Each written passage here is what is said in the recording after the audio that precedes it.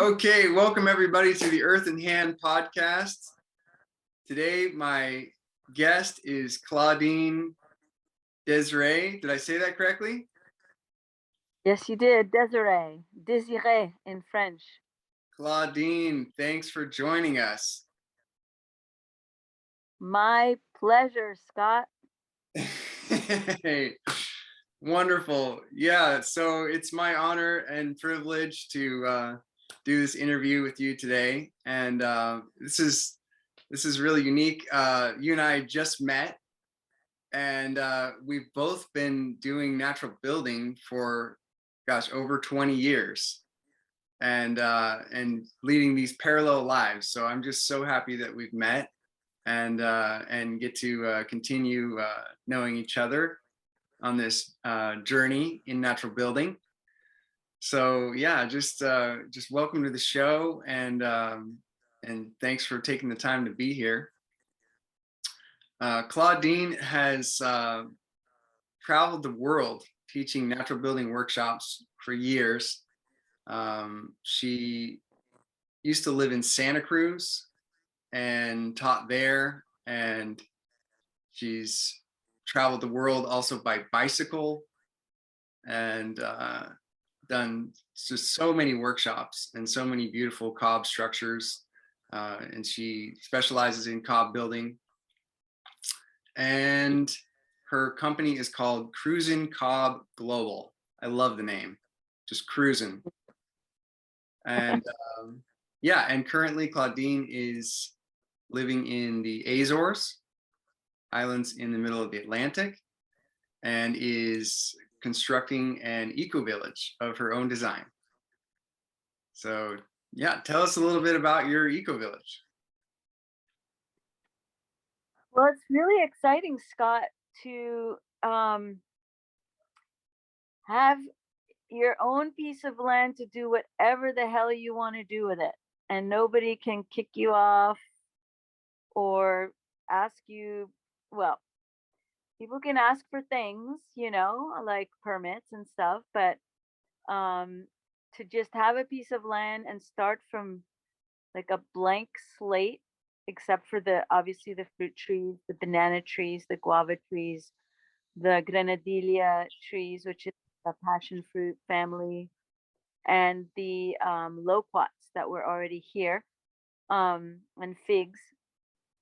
There was nothing. And when I walked onto the piece of land to look at it, I just knew this is the spot. I had my check boxes of got to be bikeable distance to everything, close to the ocean, like walkable distance to the ocean, ideally, and also not too far from the airport. I didn't want to be isolated all the way, at the other end of the islands where it's like a 40-minute to hour drive to get to the capital, Punta Delgada. Some people like to be isolated. I didn't want to be isolated, but I still feel like I'm on this land. I'm in a rural, like agricultural zone, but like, 100 feet down are houses and then the beach, the ocean. So I'm close, but I feel like I'm far, and that's what I wanted. And yeah, so the location works, the climate. I love that the piece of land had already mature fruit trees on it, and chickens already here. And that it didn't have any buildings except for a small wooden, a small stone shed. And so, within the first few weeks of being here, I already had the vision. I'm like, okay, this is going to be the bathing area, outdoor bathtubs, outdoor showers, a sauna. I already felt like that's where that would go. And then I knew the area where like the living spaces would be, and then a more like camping zone with a yoga deck, and then the food forest and the food production area, and then the compost toilets, and of course the outdoor kitchen, and eating area. So I like within a few weeks, I already drew it up on a large piece of paper, and today here it is. I'm on the second floor, covered balcony terrace of a 2-story cob and light clay straw permitted building. Like I almost didn't make it with this building. When it started and they were putting up these, 15-foot posts, I was like, I don't know. I don't know if I can go through with this. It's a bit scary. Like I've never done a 2-story before. And I certainly don't have like a contractor's license or, any kind of engineering or architecture degree. Um, like all I have is like my cob background and speaking to people. Of course, this building was had to have an engineer, draw a design and an architect. But I mean, we're in the Azores. The engineer cost me $500. The architect was like 2,000. I was like, sure, let's do this. So they I had remember, no problems permitting your cob dwelling there. well, there were no problems at all, but it's not permitted as a residence. A it's permitted as a warehouse. Hmm. And I could have permitted it as a residence. It would have cost me more money. It would have taken longer, and I would have had to have a bathroom and kitchen and the bedroom, and it has to be this size, and the space between the bathroom and the bedroom has to be this. And it was just, I didn't want any of that. I have my outdoor kitchen, I have the compost toilets, I have the outdoor showers and bathtubs I had inside the house. So all I Yeah. needed was a big room upstairs and a big room downstairs, which is a warehouse Yeah. in accordance, you know? So it took a year to get everything finished, like all the drawings, the engineering, the topographical study. They had to, do a study on like sound, electrical, like all the different, like, like in the States, like all the different departments have to approve, right?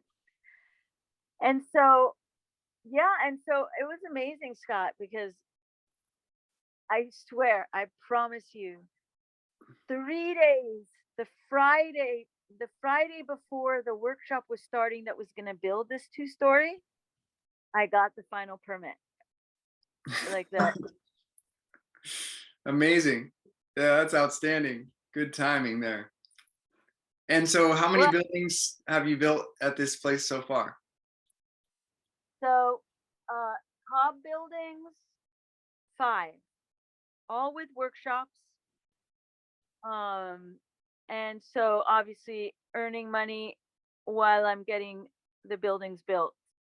The dream, you know, because the last time I ever had a cob house on my own land was in Santa Cruz in like, 2004. So 20 years ago, pretty much, was the last time I ever had a cob workshop where I benefited from the cob structure. Mm-hmm. Mm-hmm. Years that I've been teaching, the workshops have been on other people's land. And so, I never ended up living in those buildings or experiencing them. Of course, I had my own buildings in Santa Cruz that I lived in for 20 years. Yeah, for 20 years. Um, but this was kind of cool because honestly, I didn't have a whole bunch of money. Everything I had, I used to buy this land. So it really worked nicely that as soon as I put out my workshop online and people started registering, which actually started during the pandemic year of 2020, I was I was so amazed, Scott. Like I got the land in January. I immediately published the first workshop was going to be in March on my birthday.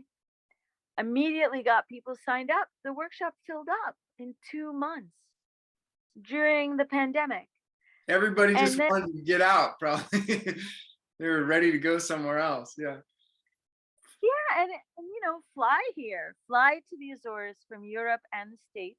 Hmm. We having to postpone it till October because of all the flight restrictions that was starting to happen, where they weren't allowing flights from the US to the Azores for a little bit, Right. Europe. So there were restrictions. So we ended up postponing it till October. Hmm. But the thing is that everyone who had paid to register, they took it in October. So I had money to actually start preparing the land to receive the workshop. So all the money that students were paying me helped me to build this eco village and to get the Sure. materials and to set up the toilets and to create a kitchen and everything. So I'm very, very grateful. Everything has been going utterly smoothly here. Like it's just a green light after a green light after a green light. Like spirit is like, keep going, keep going, keep going. You're doing good. I haven't had any obstacles on this journey of creating this dream, this vision, manifesting it. And I'm like, wow, I don't know. Must be Yeah. doing something right. Yeah. Just meant to be. Sounds like you found the right place. Wonderful. And so, and you said you're renting the land, is that right? What do you mean I'm renting land? Did you bought the land? I bought the land. Okay. Okay, I understand. Well, that's even better. Amazing. So you're creating this like long-term village that you're going to reap the benefits from here on out. That's wonderful. Remember when we spoke earlier, I told you that I spent 5 years on a bicycle Yeah. and was able to save money because I wasn't paying mortgage, I wasn't paying rent. Um, the hosts of the workshops I was teaching were paying for my transportation. When I'd get to the workshop, obviously all those costs were covered. And then the workshops were also funding me because that was my profession. Is my well, we'll talk about that later. So I was able to save money in those 5 years to be able to buy a piece of land, which no one in my family has ever had land. I'm the Mm, first one. wow. That's deep. Well, congratulations. That sounds ideal because I understand what you're saying. Like I've done workshops for, 20 years on other people's land mostly. And it's interesting because you might create the most amazing piece of art and someone else is paying for the materials and it's their land and it's theirs. Then they can change it, they can tear it down, they can do whatever they want with it. And sometimes that's a bit difficult. And then I also did have some land for a while. I had a homestead in Oregon and I did have some workshops there, but the land itself and the location wasn't very ideal for doing something like a Cobb eco village. And so it wasn't as advantageous as I thought it might be. And when you're hosting your own workshops, you also have to pay for all the materials, like you said, and get ready to have the people there, and you got to have bathrooms, and it's there's a lot to it. So it's amazing when all the pieces fall into place, like a divine plan there. So it's To wonderful. say it's not easy because I was hosting and teaching the workshops. Um, so yeah, maybe that's what you're talking about, like being the host and the instructor too is Well, right. We all need double. money to live, right? And then if you're hosting and teaching, then some of the money from the participants has got to go into the materials, like you said, and the engineer, and so there's a lot of expenses. So it could be a tricky thing to juggle. And I think there's a lot of youth out there in the world right now a lot of people of all different ages that they want to become professional natural builders. And a lot of people approach me and ask me, well, how did you do it? And I'm like, well, it's a long story. It is quite complicated, I think, to get into something like this, and requires a lot of stick to activity, a lot of tenacity to pull it off on the business side. So, if there's anything else you want to share with the audience about that aspect, I think people are really interested to hear about the business side. Well, I just started. Um, it was never a plan. Like, I'm gonna be a cob workshop instructor, or I'm going to have a cob business. I never went to business school, or I never, my dad was a lawyer, an immigration lawyer. So I don't come from a business background.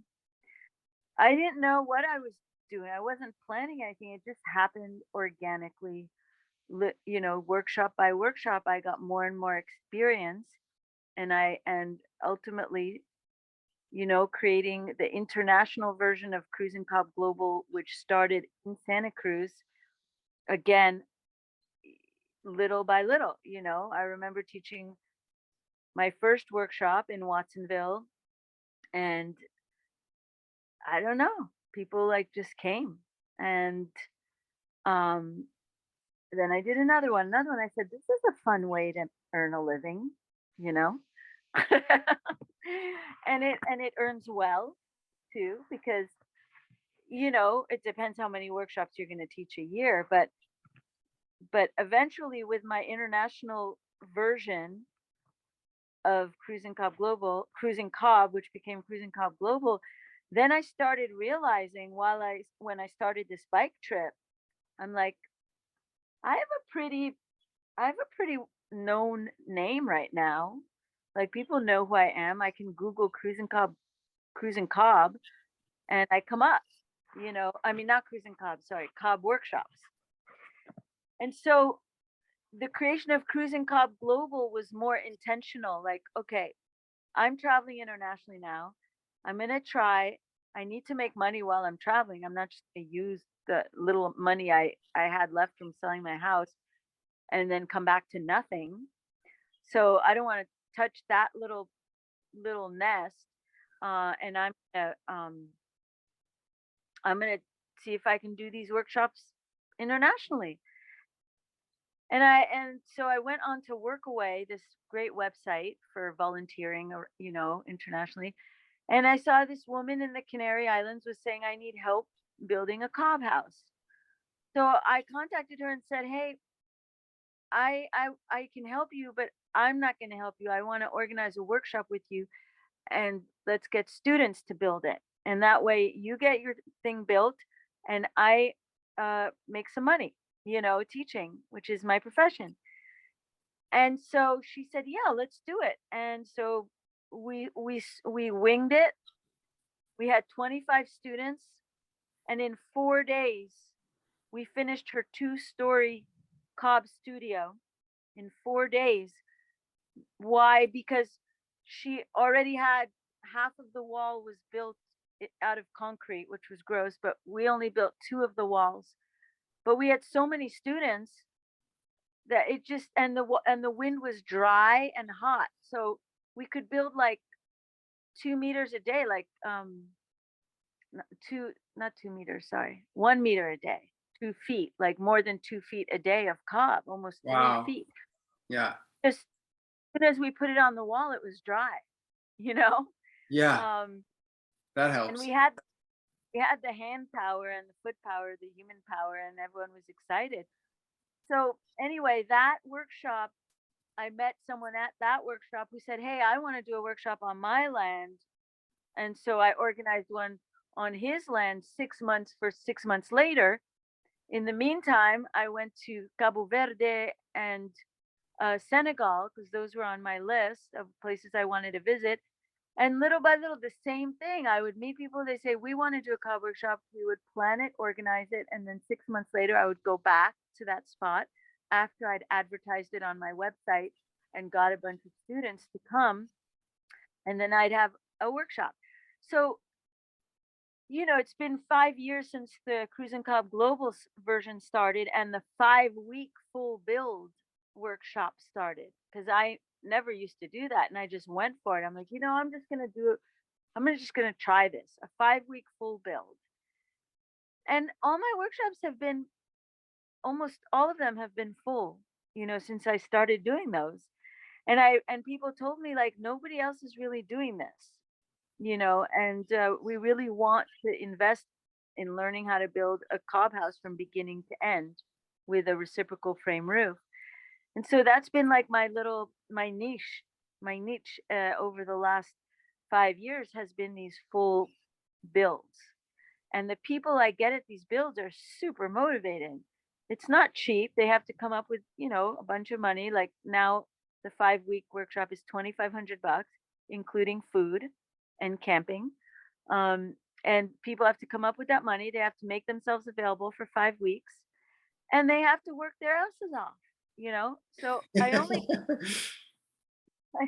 That's only fair. get hardcore students. Yeah, The that's per fair for what they learn, and the empowerment. I mean, I think it's really about empowerment on every level for people. And so, this thing that you're doing is such a service to humanity. And I think a lot of people know, and they're really attracted to the energy that we bring to the world. And it's a great service. So good on you. Kudos. Thank you, Scott. And it's a lot of hard work too. Oh yeah. Yeah. I mean, does your back ever hurt? Maybe. It's more my wrists. Okay. Um, yeah, that's kind of like my weak spot, but the back too. Yeah. But these days, but cobbing in the workshops, I demonstrate and then let them go on Yeah, of it. course. Are Definitely. Yeah, you there's something so beautiful when you get this group of people and there's all this energy and bliss and there's the synergy. People, they always end up being friends by the end of the workshop and they have new connections. And a lot of my good friends are former students of mine, people I met years and years ago, and we're still friends. And so I just meet such a great quality people at the workshops, and it's always fun. It's a good time. Yeah. That's the secret, that, like, people think they're signing up to learn how to build a cob house, and then they get all these other perks out of it as well, including networking and people creating businesses together or building each other's houses together, and for sure, I mean, I call it the Cruise Cobb Global family because what happens is I have students who want to take another workshop, and so I offer them to come for free, except for paying food, to take the workshop again and to learn how to be an assistant. Like they're not the official assistant, they're a return student, but they're like a secondary assistant. So they get another experience of building somewhere else with different soils, a different kind of structure. And so these return students end up meeting the students at the new workshop as well as my assistant, um, and everyone starts to like cross pollinate across the different cob families that have been created with each of the workshops, and I love it. I love it. I love that they start to know each other and then they end up building together and working together. And for me, that's the yes, I'm happy to teach people how to build cob for sure. But I don't know, the love that is born in each of these workshops, this like, because nobody looks good. Everyone's like waking up, they smell, they haven't like maybe brushed their teeth or like we see each other all day, 5 weeks in every kind of mood, every kind of like energy situation, tears and laughter and, you know, like all kinds of connections. But it's love. It's like this very pure love. I'm not talking about like sexual, intimate relationship. I'm saying everyone just loves everyone Hmm. deeply by Yeah. the end of the week, you know? Yeah, I agree. Yeah, that shared experience, something we all go through together, and yeah, and just applying yourself to the work, and I think you mentioned on your website how you notice all the students, they just love sculpting. Like everyone's always drawn to the artistic part, and this everyone's a special kind of artist. You know what I'm saying? And I see that all the time. And so I think over the years, I found my most popular workshops are actually plasters, paints, and I've offered some specifically sculpture workshops, unfired sculpture, because I mean, that's what I want to do too. I mean, that's why sometimes I'm building a huge building, and to me, it's a canvas. I want to decorate it. And a lot of times, even like the money runs out, at the end, and then I don't really get to decorate it that much, or end up just spending some pro bono art time or something. But the students, everyone gravitates toward sculpting with cob. It's just such a natural and intuitive thing. And I notice Yeah. your buildings are really well decorated. You guys do a lot of sculpture. Yeah, absolutely. As a matter of fact, the workshop in Portugal, which is being taught by, my senior student, if you want to say that, Leah, who's been, working with me, teaching me first 5-week workshop, and Nico, her assistant, is from the Azores. He's also been an assistant. Anyway, today is sculpting day, and yesterday everyone was exhausted because it's been raining. They haven't been able to build properly. They've been trying to build in the rain just to stay on schedule, because there's a schedule. People have their flights to go back home afterwards. So today, the sculpting was supposed to be Thursday and Friday. So now it's like today was optional sculpting, and tomorrow morning half of the day is as much as we could give, to be able to stay on schedule. And still, people were exhausted, but it sounds like everyone's on it. They're all sculpting, So that's, I mean, that's the ice cream. That's the dessert after all that hard work, you know. Yeah. Yeah. It's also not easy in my workshops. Like the day before the sculpting is like finishing the wall, and you're like working your ass off throwing those cob loaves up there, and everyone's like sweating and just like really tired because now it's like 8 days of building the cob wall, and they have no idea that the next day when sculpting starts, the rhythm is going to just change drastically, and that they're going to have to like just chill out and connect with their inner artist, and it's Mhm. not easy. It's a hard switch.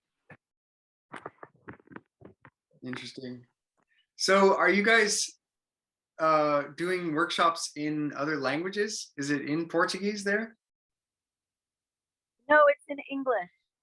It's in English. um, Everyone speaks English.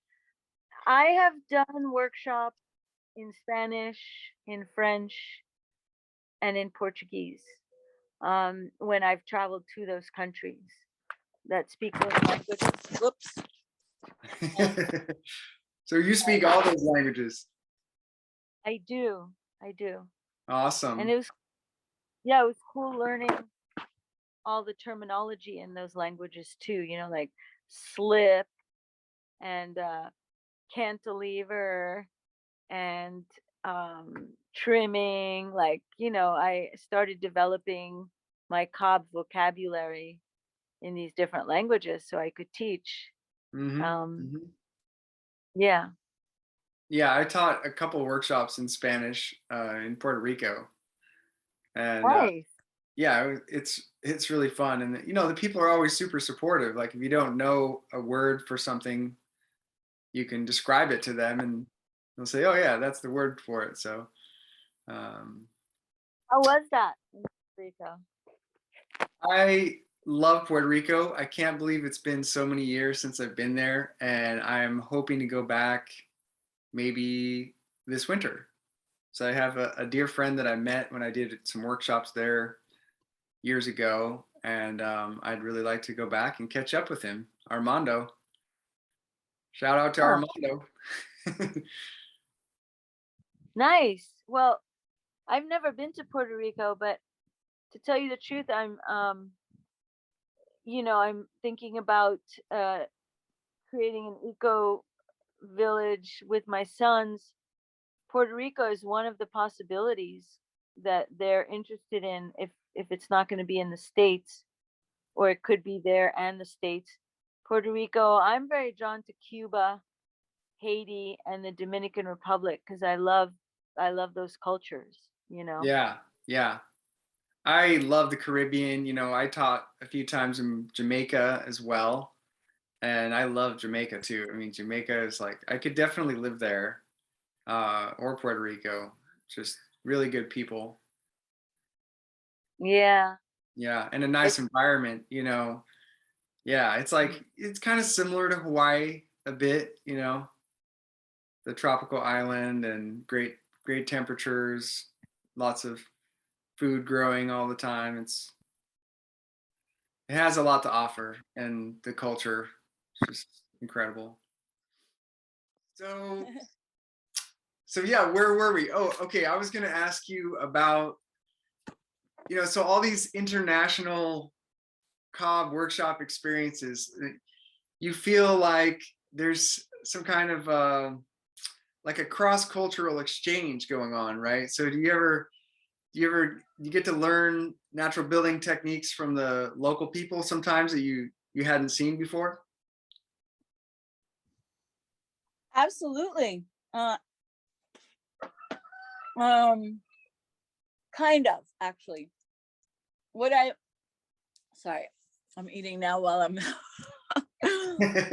what I learned, Scott, is the best thing I learned on my trip was all the different types of fibers that I could use if there's no bales of straw, which most of these third world countries, like in Africa, there's no bales of straw. In Cape Verde, Cabo Verde, there's no bales of straw.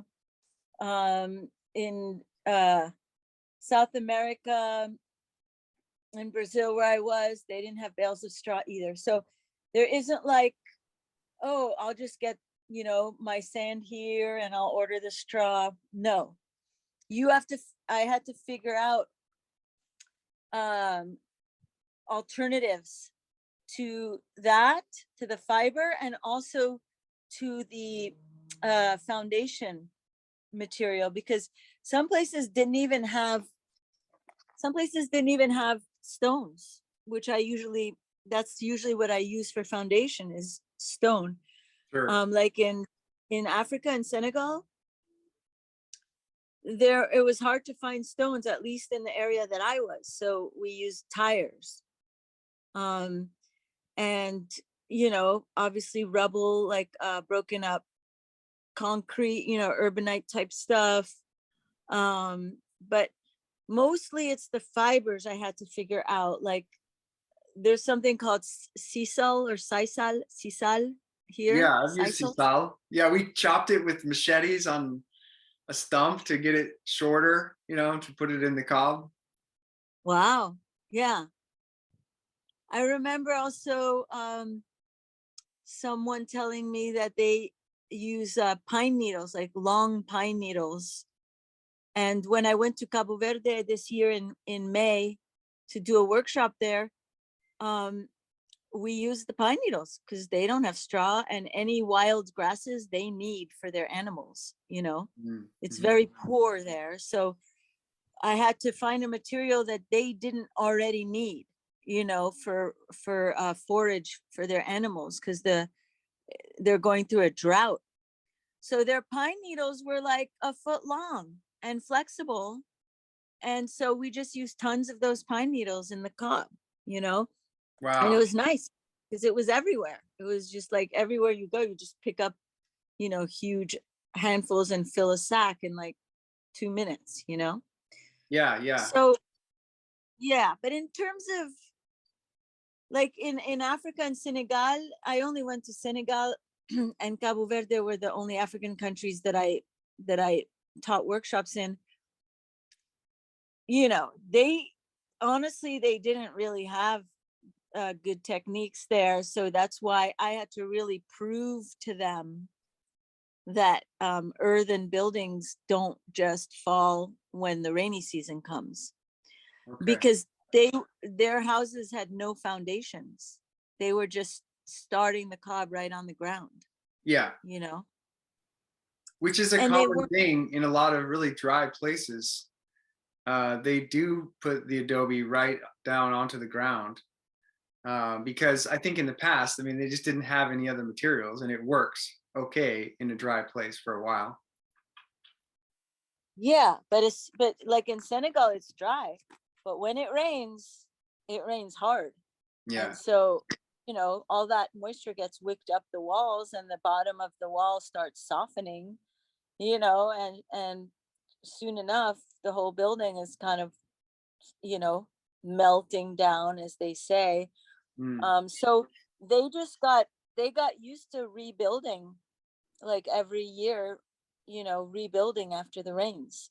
And so when I went there, they weren't so hot on earthen construction, but you know, I showed them that we make a foundation, that we test. I showed them how to test, you know, to get the correct mixture.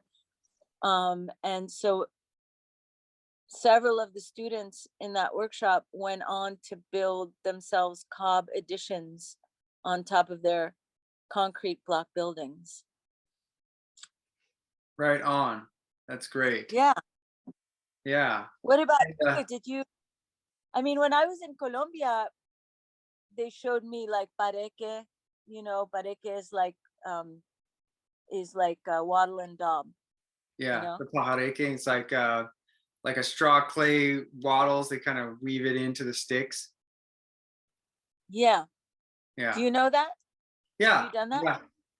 Yeah. Where? I've seen it before in Portland, actually. Yeah, in Oregon, because you know been a lot of natural building community here over the years, and people are interested in different techniques. So we tried out a lot of things, and Hmm. it was pretty popular for a little while. But I like straw clay. I like cob. I like straw clay. I think those two are some of the, for me, it's some of the more, you know, fast and rewarding. And then I did a lot of earth bag because it's also fast, and you can plaster over the earth bags with cob at the end. It looks like a cob wall anyway. Hmm. What do you put in your earth bags? You put cement? No, just whatever we have, you know, gravel, clay mixed together, or kind of like a rammed earth mix of sand and clay with just a tiny bit of water. So it's a little bit faster than cob because there's less mixing, and there's also a lot less water required. And then there's the advantages of, you know, the bags and the barbed wire. If you use that technique where it's got a lot of shear strength, it's very earthquake resistant. So, you know, I tried a lot of different things. I really like cob though. It seems like we always come back to cob. And Me too. my first workshop was in cob, and so and I came out of more like a ceramics background as a kid. Oh, And so I think there's just a lot to be said for the simplicity. Just sculpting directly with your hands, and people love it. And simple. There's no, you know, sharp metal objects that you're dealing with. So everybody can be barefoot and barehanded, and it's just a yeah. very different construction experience than you find on these, you know, modern construction sites where everybody has to have protective gear. And that anyway. Oh, I was going to ask you about like, so in Senegal, did you learn any Wolof? Of course. Wow, wow. Wow They say means wow, wow. I think it's like their way of saying kind of like, oh oh yeah. They're like, wow, wow. Yeah, yeah. yeah, remember when they would just say wow, and I was just laughing, because wow is an English word, you know. Right. But yeah, I spent quite a bit, 9 months in Senegal. I biked through with my sons, um, and did a couple rounds in Senegal. I learned some Wolof, but you know, they all speak French Right. also. Right. Yeah, biking through Yeah. Senegal, man, so easy. Well, I should take that back. So easy in the rural areas, but sometimes we had to hit like the national road, and it was like the scariest thing ever. Um, I can't believe we survived. Yeah. I mean, there are some rough patches for sure. I spent some time in Dakar with Oh, a drum teacher of mine, Chon Diop. He taught me a lot in djembe and African hmm. drumming. And we were just staying there with his family in Dakar, and it was cool because you know you're in the big city, you can actually go and hear all these shows and lots of famous musicians, and I was with a famous musician introducing me to other cool people, and so that part was great. But if I had been in Dakar by myself, I don't think I would have had any fun because it's a huge city, and you got to have your wits about you at all times. But But yeah, also Senegal was super safe. You know, we camped every night outside. Nothing ever happened. We never got robbed or right. arrested or anything. I felt very safe there, you know? Yeah, yeah, I agree. Like I traveled all around West Africa, and I felt totally safe. You know, there's some times where people are they want some money, they're desperate or whatever, but mostly it's in the realm of like scamming or trying to charge the wrong price, or it's not so much like, you know, robbery or anything. People are generally Yeah. there's a very high level of integrity and safety, and everybody's watching everybody else, and people are very kind. And I was, Yeah. yeah, I always, a lot of my travels, there's so many people just welcome me in, you know, I get to stay at their house, and everybody's so kind, and it's amazing. It's very welcoming out there. Yeah. When were you in Africa? uh Gosh, um I'm not sure what year that was, maybe 2007. Yeah, Okay. 2007, I think I went for the first time, and then and just traveled around, studied drumming. I originally went to do an earth bag project in Ghana, but it fell through, and so I just traveled around. I had a great time, and then organized the one workshop I taught in Mali was a couple years after that, uh, or it must have been a year later. And so yeah, we went to a village in Dogon country and built earthen dome for the primary school as like kind of a gift, and it was amazing. Wow. You built an earthen dome. How did you do that? Because I'm curious, because right now, um, I'm building an earthen temascal here for I'm having a women's sensuality retreat here, kind of changing gears right now and heading in another direction. Um, Oh yeah, and cool. yeah. Like a women's Um, empowerment kind of workshop, what'd you say? like women's empowerment type workshop. Yes. Using sensuality and sexuality as the tool, um, for empowerment. Yeah. And healing and discovery, and self-love, basically. You know, like, wow. Um, I've been learning a lot. I'm not the one who's teaching.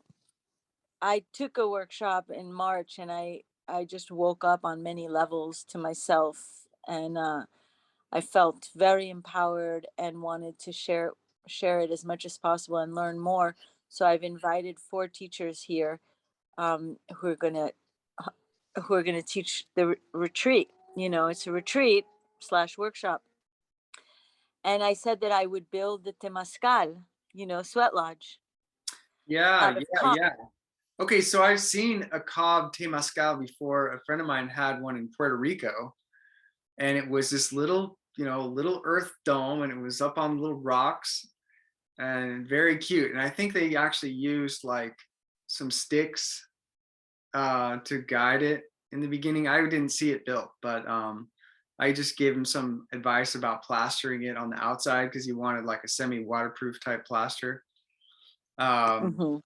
but yeah, I mean, the dome in Mali was earth bag, so it's totally different because there's well-established methods for doing domes with earth bags, and it's fairly easy if you just follow the technique exactly. Um, but to do a cob dome, it's similar, but it's not done that often because you would have to have pretty ideal conditions and have more skill to do it in like a puddle adobe or like a wet cob material. So typically, if you want to do more like a adobe dome, it would be done in bricks. So you'd make the bricks, dry the bricks, and then stack the bricks into a dome shape with the adobe mortar. That's usually how it's done. Okay. Well, my son Viva told me about some guy, I have to look at his name, um, that builds kind of light clay straw / cob domes, like huge ones.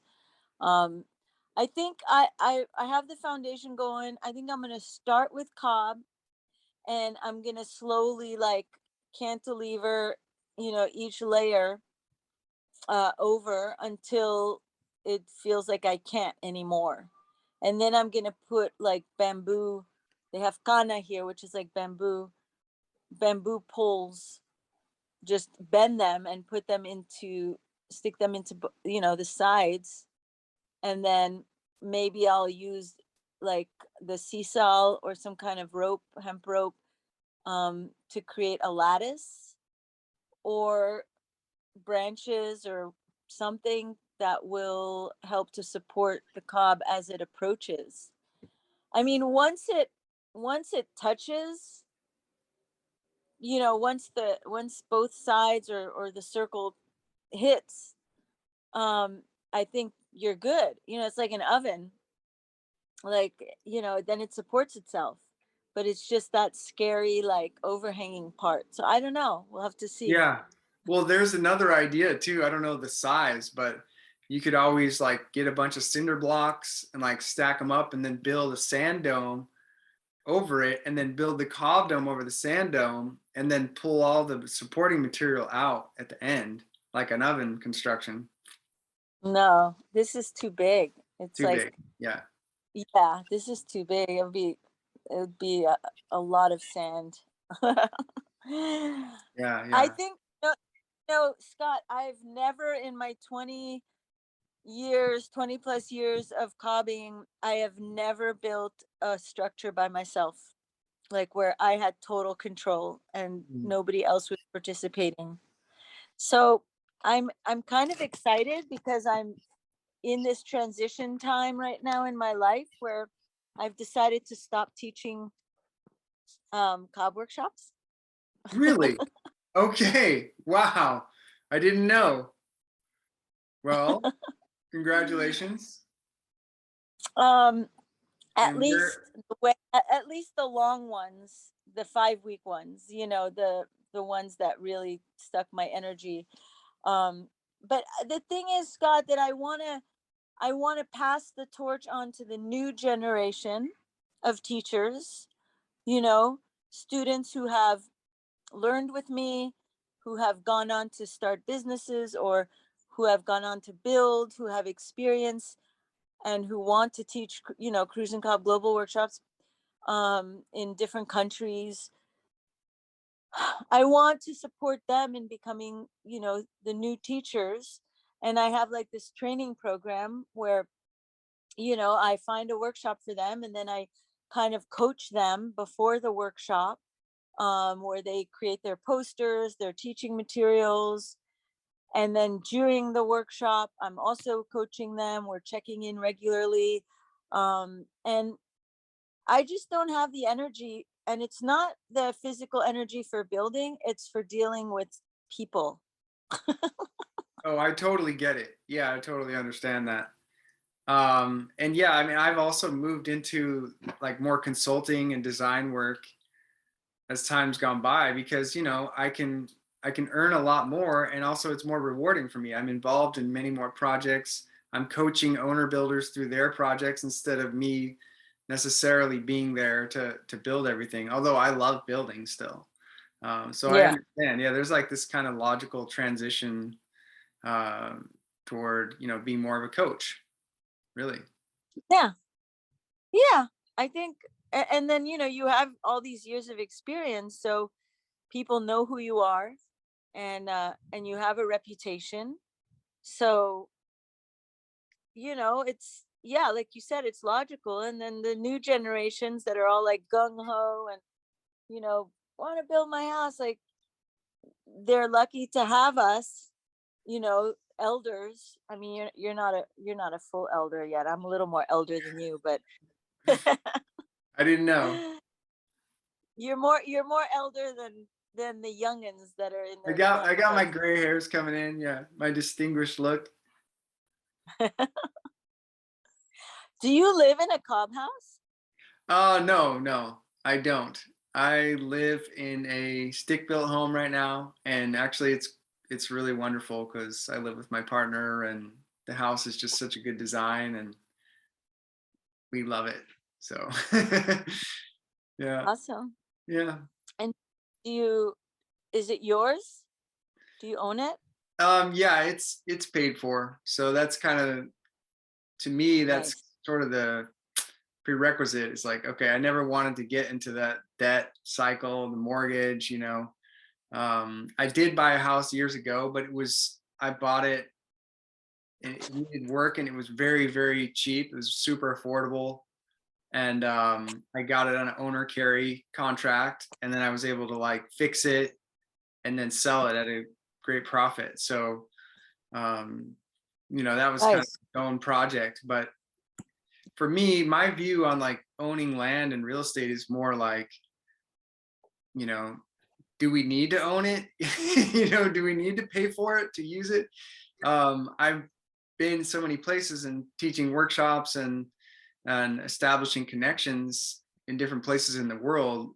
Um, I like to just, you know, go visit other people's land and contribute to their land and contribute wherever I can. I may end up with like a eco village location like you have someday, but I'm not sure if I need to. I'm comfortable just being in the world. You know, we're only here on Earth for a time anyway, and I'm just here to, you know, give out my energy and give out my knowledge as much as I can, and help my friends wherever possible. So, you know, we're kind of like an international uh, creative group of positive change makers that everybody is on the same team, you know. So I'm sure, you know, as you travel around, there are many places where you're welcome, and many places where you can spend some time. So there's that. Actually, I like I told you earlier, I long for. I'm missing the nomad bike touring life because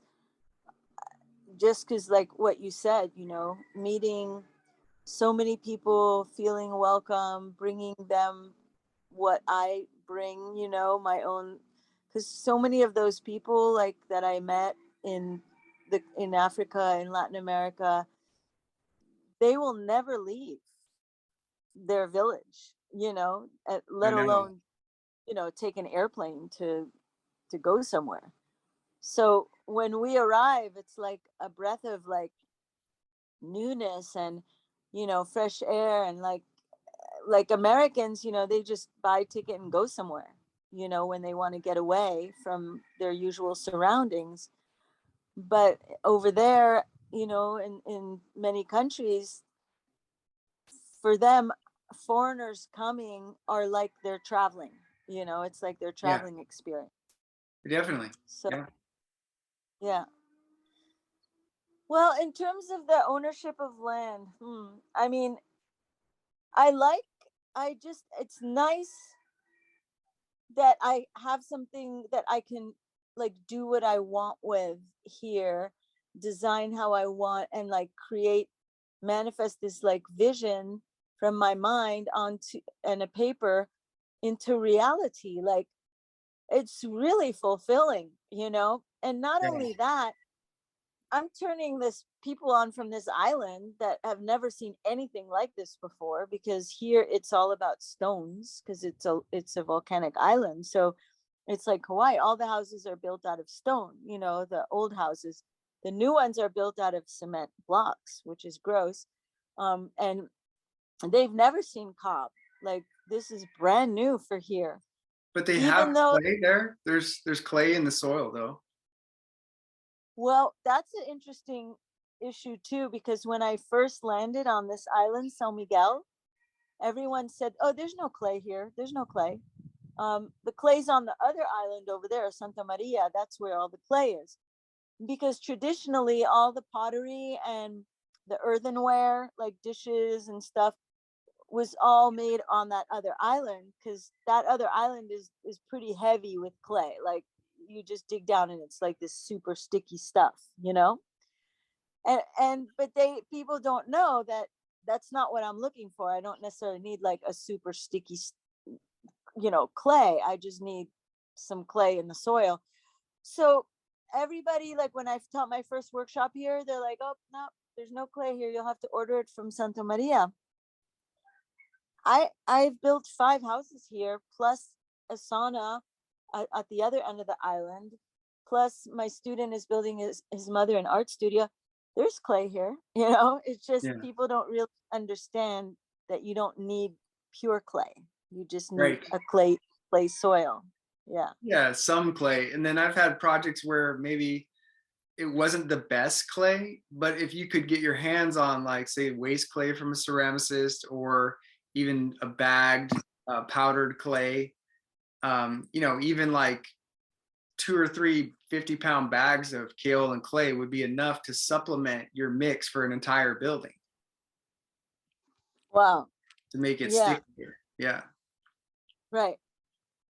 And of course, there's lime all over, you know, Mm, also. okay. Um, I don't like working with lime though. I avoid it. Yeah. Yeah, me too. But yeah, Anything that yeah, burns my hands, I'm like, that's okay. I'll pass. Unless yeah. it's I really don't. needed. Yeah, I don't get the big hype about lime, lime, lime. I just like, why? Cob works great, you know, with a good plaster on, and if Yeah. you need to, you know, do some linseed oil or something to you know, add to the water resistance. But yeah, wow. Well, so you're not teaching workshops either, or you're doing the Well, plaster, sculpting and the paints. years ago, I was teaching like 10 workshops a year, and that was cool for a while, but I think I kind of just burnt out a little bit on doing just that. And then I kind of moved more into consulting, design, and just working with owner builders, directly, um, and doing, just private, like, contracts for people, building little cob structures for folks or things like that. Hmm. I still enjoy doing that. And I've done, maybe 1 to 3 workshops a year for the last maybe 5 years, something like that. Or I just do a couple workshops in the summer, and it's totally satisfying. I absolutely love it. Meet some new people, get the word out, and really just doing it only in the summer. And I haven't been traveling internationally recently. Um, which is what you would do, to get to nice weather in the wintertime. You got to go somewhere else. But yeah, I still like teaching. I just think of it more as something I do in service. I don't make a ton of money for my workshops, really. That's not my focus. I just do it because people want the information and get it out there, Mhm. provide a platform for the community to come together. But yeah, I'm open to doing more workshops, but it has to be the right people. I'm pretty picky about who I work with, in terms of the workshop host. So Yeah. yeah, Yeah, you definitely gotta be. I just spent 2 hours on the phone with some potential hosts to last night to really, check each other out. Because that is important. It's like a marriage, for at least for my workshops, they're pretty long. So got to make sure that you can communicate well with the people, that they really understand what they're getting into as hosts. It's not just, oh, we're getting a free building, everyone's going to come and we don't have to do anything. So that I've over the years I've written some documents that are really, really detailed about what the host requirements are, yeah, because it's true, they do get a cob building built without paying for labor, which these days, a small cob building like 150 to 200 round feet with labor is like 50 grand, because it takes like 6 weeks and you need 6 people, yeah, and and I'm talking $20 an hour, yeah. for the builder. No, that's about So right. That's what I charge. Yeah, yeah, so that's a lot of money. If people want to host, they save, most of that is labor cost. They save like, 45,000 or something, but they have to be on it, with good food and with, accommodations, like even if it's camping, like just, receive everyone comfortably. And it has to be the right people who understand how important it is to be a good host. yeah, definitely. Yeah, there are some models out there. Other companies I've looked at and studied with, they'll get a contract from their client and they'll get paid from them, and then they'll open up the build to all of their past students. So they have this ongoing list of students and they invite everybody, and then they get 100 people come out and help them build this structure that they're getting paid to build, but they don't pay anybody. But they also aren't charging them money because they're not really teaching a workshop. It's more like a work party. So I mean, in some ways, there's some business savvy there, but I always kind of shied away from that because I never want to be exploitative in any way, So I'm not trying to just, oh, let's have a work party and get all these people to do my work for me. I'm more like, when I do a workshop, I want it to be an educational experience and be an official thing where I'm really focused on my students and their learning. And yeah, and I keep my Yeah, class sizes really small. It's always like 10 people or less because I can really focus and manage that many people, make sure everybody gets what they need and get all the yeah, information they need. Yeah. yeah, yeah. I think I used to, I, I've been doing a 15 people max, but it's too much with 15. I think 10 to 12 max is a good number that's manageable so that you can actually give them your attention, and you can, end up with a quality building, not just something sloppy, um, because you didn't have enough human power to watch everybody build. So I'm with you on that.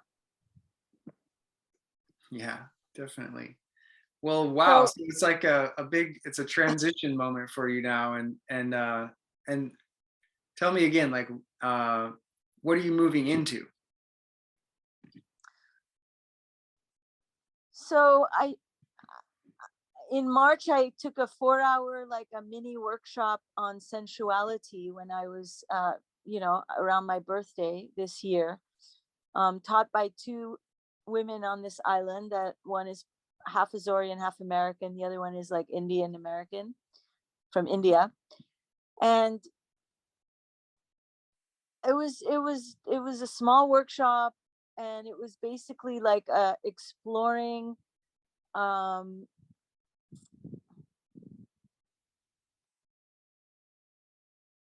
it's like self-care, you know, like they call it holistic sexuality, like holistic self-care and self-love and self-respect in our bodies, you know, using our bodies as the tools to develop that.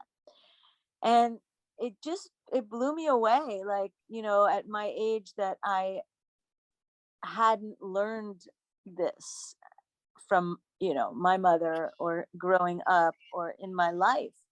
And I also thought, I think most of the women on this planet don't have a clue about what how their lives could be on a sexual relationship level with other people, but also with themselves, like taking care of themselves in all these different ways. And then I thought, what about the young women and the young men? Because this is not only about women, it's women, men, and everything in between. Because I know, you know, these days I have to be careful with my verbiage of sexual, you know, gender and all that. But human, basically human self love, self care through sexual uh, and sensual tools, basically. And I thought of how I would like to. I've gotten a lot of young women, especially, volunteer here. Like they reach out to me from work away. I get a lot. My workshops are mostly women, also. Not that I ask for it. Sometimes it's very hard when it's mostly women, but I draw I draw women because they see me as a model of strength, of, you know, I'm in a man's world with the building in a feminine way. Um, and you know, I don't have a partner. I haven't had like a full on partner since my, you know, divorce, separation from my children's father, which was a long time ago. I'm I'm the type that they call like a lone wolf. Like I just love to be free and not to have to answer to someone or work things out with someone. But at the same time, I think I'm ready to do that now. But Yeah, I understand. I really, huh? I said I understand. Yeah. I really loved my freedom, and like I'm never lonely. Like I never feel like, oh, I'm by myself here. I'm all by myself. Like I have tons of stuff to do and I enjoy being by myself. But at the same time, I think I've come here to the Azores to prepare for this transition, to actually, you know, come together with a partner, but also live in with other people together, in an eco village, whether it's here or another one that we create. But where I'm going with this is that I want to support, especially youth, like teenagers, women and men, coming into their sexual relationship life, to come in empowered, like respecting and honoring their bodies, respecting and honoring their souls and their hearts and their spirits, and to have these like week long or longer camps, almost retreats, camps, workshops that will include cob, you know, because I know how empowering it is to work with the earth, and how it opens your heart and makes you also vulnerable, you know, and let yourself feel your feelings, and and allows for transformation too, like bonding with other people and showing your vulnerabilities, you know, and your softness.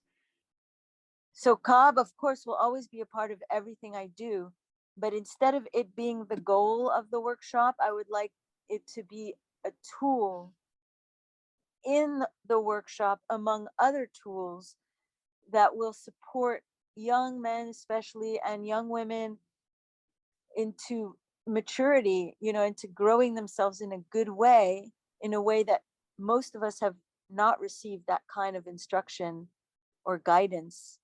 I think growing up, I sure didn't. I had to figure stuff out, and I don't know if I did a great job of it. you know. Um, so yeah, I feel like in these elder years of mine that I want to support the youth with like what I've learned, what I've um, experienced, but also I still want to learn myself more. I need to learn also because I haven't taken a workshop in ages. you know, as my son says, Mom, you need to take a workshop. You need to do some learning now. And I agree. I'm excited to learn from others.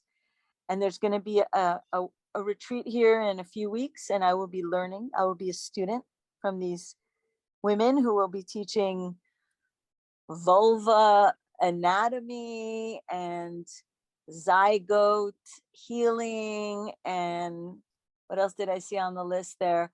Yoni yoga and all these like beautiful holistic sexuality and empowerment and embodiment and all these things that are new for me, and I'm excited to be a student, and I'm excited to open to my vulnerabilities too, because I'm always the boss. I'm always the teacher, the one who's like in charge. And to tell you the truth, I'm kind of tired of it. Yeah. Well, that sounds beautiful. I mean, it's still all about empowerment, and you still have all this amazing experience that you're going to bring to this new thing that you're doing, and it's exciting.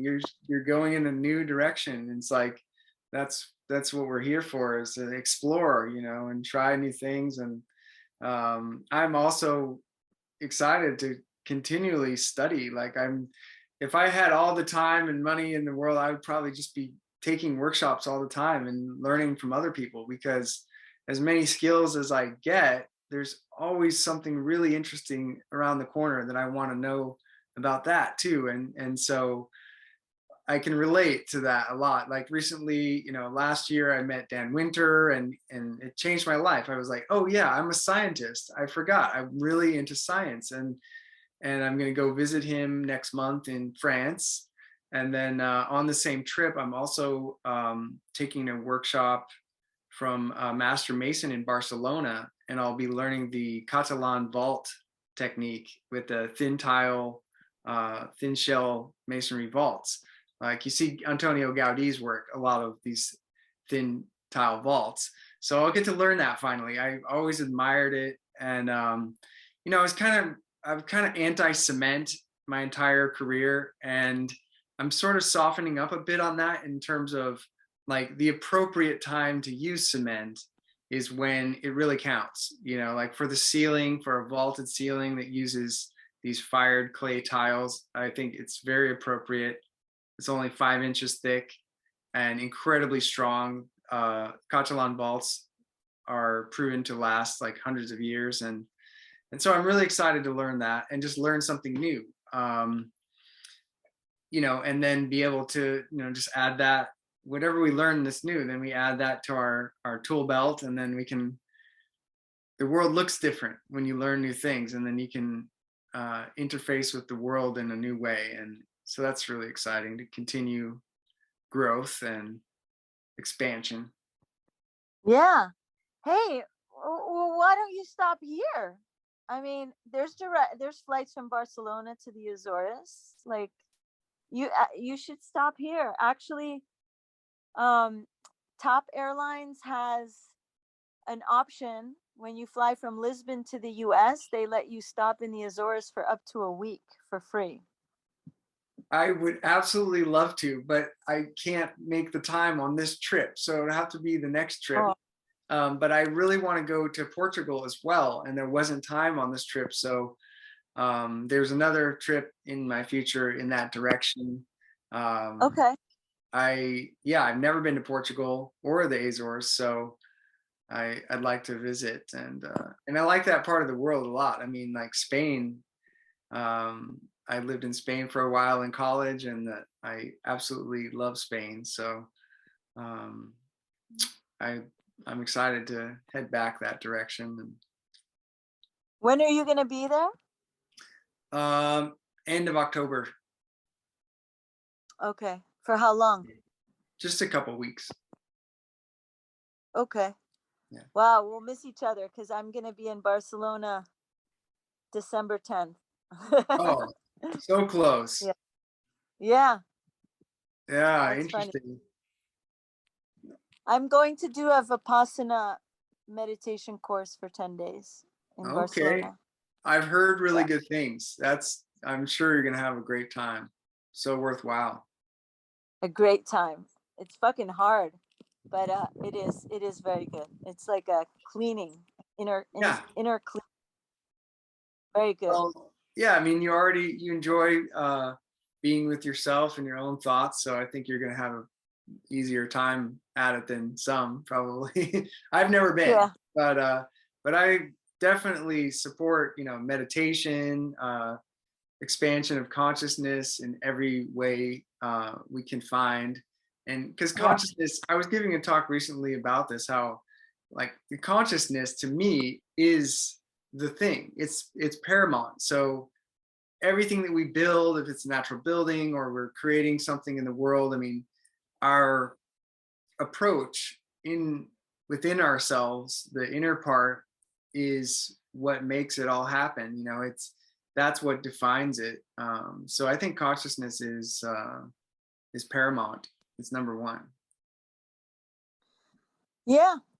Well, I think everyone on the planet should do a Vipassana course every year, like one a year, because it's very challenging, but it creates an inner discipline that is missing a little bit in our modern culture, and people are a little too ADD in general with all the stimulations of the technology. So anything to when you check into the Vipassana, they take everything, your phone, computer, no books, no pens, no paper, you know, nothing, no food. Like they give you everything. But you can't, and no talking, no looking at people in the eyes. um Very, very strict rules. And at first, the first time I did it, because I've done it 5 times already, I was rebellious, and I'm like, what am I rebelling against? I wanted to do this. Why am I like trying to sneak stuff, you know? Yeah, yeah, That's yeah. It's funny. hard. Sometimes it's really hard to just do nothing. Yeah, that's great. Huh. It's Very great. It's interesting. great. Well, it's Well, 4:05, and I got stuff to do. I know. And I was just gonna ask if there's some kind of like a final takeaway, like a statement you want to leave to our viewers, like your message to the world or whatever it might be. I mean, I feel like you've already said a lot that was just so beautiful, but if there's anything else you want to add as a final closing. Thank you. I appreciate that. And I'm glad that we got to talk about and touch on my change of my new direction, or you know the new path that I'm adding into my life. um you know Honestly, I think everybody on the planet should know how to build a cob house. It's the most simple kind of house to build. Yes, they can also learn wood, but I think that might be even more complicated. um Cob is, I'm not like you, that I've done like earth bag. I haven't built a straw bale house. I haven't built like a only like clay straw, wattle and daub or taipa or parekin. I've only ever done cob. Why? Because I'm a Puritan. Like, I love how clean it is. I don't have to deal with noise, with power tools. I mean, for the roof, yes, kind of. not necessarily. Everything, there's no burning, no harmful things I have to wear masks for, or cover my skin for. Even wood these days, it smells. It's been like, passed through the kiln, and it's processed. Sometimes it even has, treatments on it. I don't know. The only wood that I use is like the pure, like just the wood that's been milled right up the street from me, that is just like cut and then milled, and that's it. But cob, everyone should learn how to build a cob house in their lifetime. It should be like a rite of passage, because it leaves people with so much empowerment, besides all the other perks we've talked about, like introspection, feeling their feelings, connecting with others. Like all those other benefits are just as powerful and important as the empowerment of knowing how to build your own shelter, like, and a good shelter too. In my opinion, the best there is. Cob houses last forever. I've seen cob houses without a roof that are still standing strong. So it's a rite of passage, I think, obligatory, especially for teens and young people, as they transition from high school to college. They should have to take a year off, build a cob house in that year, travel, do a Vipassana workshop, a Vipassana course. Like, there should be all this list, this checklist of events that people, that teenagers should have to go through for a whole year in order to take the step into adulthood and know themselves, including the sexual empowerment that I've talked about. I think the world would be a much more amazing, peaceful, happy place if that could happen, and there wouldn't be as much troubles, emotional troubles, depressions, and suicides that are happening with the young people today, and overdoses, and just sadness in general. Seems like there's a lot of sadness in happening, fear and stress. And yes, so something has to shift, in how we do life, and how we bring young people into adulthood, because they are the future, and that is a really crucial time, that 18 to 20-year-old transition. Yeah, well said. Bravo. Wow. So wow. Thank you. Thank you for your dedication and sharing your philosophy. And it was really great interview. I appreciate it. Thank you. I appreciate it as well, that you gave me the space and the time to share my life, and also get to know you a little bit. And let's see if we don't connect here, or there at some point in the near future. Would be fantastic. That would be And great. I hope we cross paths. I would love that. Yeah. And thank you again for having me on your podcast show. I'm really honored, and I'm happy that it just happened.